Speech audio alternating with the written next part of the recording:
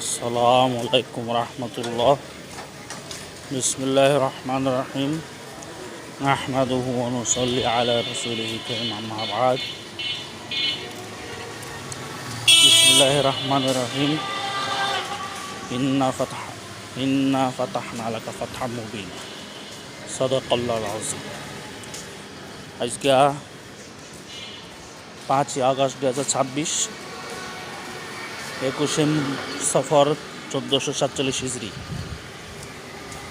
আজকে এই দিনে খুবই গুরুত্বপূর্ণ একটি অধ্যায়, যে 2024 সালে 5 আগস্ট মোতাবেক মুহররম মাসের 29 তারিখ 1447 হিজরি।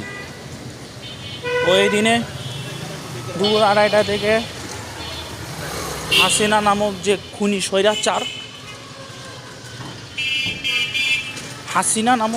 খুনি স্বৈরাচার, পলায়। দীর্ঘ 16টা বছর তারা দম্ভিকভাবে তারা ক্ষমতা চালাইছে। 16টা বছর তারা দম্ভিকভাবে ক্ষমতা চালাইছে। ছাত্র হত্যা, বিডিআর অফিসার হত্যা, শাপলা চত্বর হত্যা, দেশনীতি খালেদা জিয়াকে টেনে হিসেবে বাসার থেকে বের করা, মামলা দেওয়া, মৃত্যু থেকে ঠেলে দেওয়া, মোদি আন্দোলনে গণহত্যা, আর 2023 সালে 28 অক্টোবর গণহত্যা, এবং কি 2024 সালে গণহত্যার মাধ্যমে তারা দাম্ভিকতা দেখায়। হাসিনা পালাইছে, খুনি হাসিনা পালাইছে। 13 দিন আগে কইছিল না যে শেখ হাসিনা পালিয়ে গেছে, শেখ হাসিনা নাই, শেখ হাসিনা চলেছে, শেখ হাসিনা পালায় না। এই 13 দিন পর প্রোটেস্ট করা পালায় গেছে। ছাত্র জনতা ঐক্যবদ্ধ হইয়া তারা পলাইছে, হাসিনা পলাইছে। এখন তারা মিডিয়ার মাধ্যমে এখন পাগল হয়ে গেছে, দেশে আসার লেগে পাগল হয়ে গেছে। ওইটা ডিসেম্বর মাসে, 2026 সালে ডিসেম্বর মাসে বললে হাসিনা বলে আইতে চায়। আগে আহিয়া পুনর্বাসন না, রাজনীতি করার উদ্দেশ্য না, তোমার উদ্দেশ্য কারাগারে যাইবি, ফাঁসির তেলে মঞ্জবি। আমার তো মনে হয় না সারা বাংলাদেশে বিশ্বাস করবে না যে হাসিনা যদি আহে কমপ্লিট কারাগারে যাবি। রাজনীতি করতে পারবি না, ইলেকশনও করতে পারবি না, কিছুই করতে পারবি না। ডাইরেক্ট কারাগার যাবি আর ফাঁসিতে দড়িতে ঝুলবি। ঝুলে তোরা পিটাইয়া শেষ করবে। আজকে হলো সেই দিন, 5 আগস্ট। 33টা দিন রক্ত পিয়াসো কুরবানি দিয়া, জান বাজিয়া রেখা আন্দোলন করিয়া শেখ হাসিনাকে আমরা লাথি দিয়ে পতন করাইছি। এর মধ্যে ছিল ছাত্র জনতা, বিএনপি, জামায়াত, যারা সারা আর বিভিন্ন বস্তির পর্যন্ত তারা রাস্তায় নেমেছিল। হাসিনা মাগির কুত্তার বাচ্চা, খুনি হাসিনা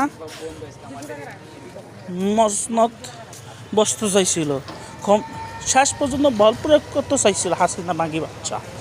তো শেষ পর্যন্ত সেনাবাহিনী পর্যন্ত কইছিল পুলিশরা ভালো করতেছে, তোরা কী করতেছস। পরে বলেছে তোমাদের সময় শেষ, আমরা এত সময় দিতে পারব না। এমনভাবে তারা আসতেছে, একটা আগামী পাখি পর্যন্ত আসতেছে, তাদেরকে 10,000 মাইল পর্যন্ত হইব না। পরে বলেছিল যে 1 লক্ষ মাইল হইলেও তো রক্ত ঝরাই হলো তোর ক্ষমতায় আমি নামতে চাই না। দেখেন কি দাম্ভিক, দেখছেন হাসিনা মাগির বাচ্চা কি দাম্ভিকতা দেখাইছিল। ভাই রে ভাই, আজকে হলো সেই দিন। তারপরে রেহানাটা বুঝাইছে, ও রাজি হয় নাই, তা আমার কি অপরাধ। শেষ পর্যন্ত ওইটা কইরা পরে আমেরিকা প্রবাসী সজীব বজে জয় নাম আরেক সন্ত্রাসী, মা ছেলে তো বুঝে নিত, মা ছেলে তো আরেক সন্ত্রাসী সজীব বজে যায় ফোন দিছে, পরে রাজি হয়েছে আমি পদ দেখুন। প্রথমে কল রেকর্ড পাবে দেশবাসীর উদ্দেশ্যে ভাষণ দিতে চাইছিল, কিন্তু সেনাপ্রধান তো দিছে মাত্র 45 সেকেন্ড, 5 মিনিট। 45 মিনিটস, অনলি 45 মধ্যে তুই গোপালগঞ্জ নাই ভারতে যাবি গা, একটা ভারত পর্যন্ত গেছে গা। তার দুইটা অপশন ছিল, হয় জাতির উদ্দেশ্যে বাঁচা, নাহলে গোপালগঞ্জে তার যে বাপ আরেক খুনি মুজিব, যেটা 15 আগস্ট খুনের মাধ্যমে পতন হয়, সে ইয়াতে গেছিল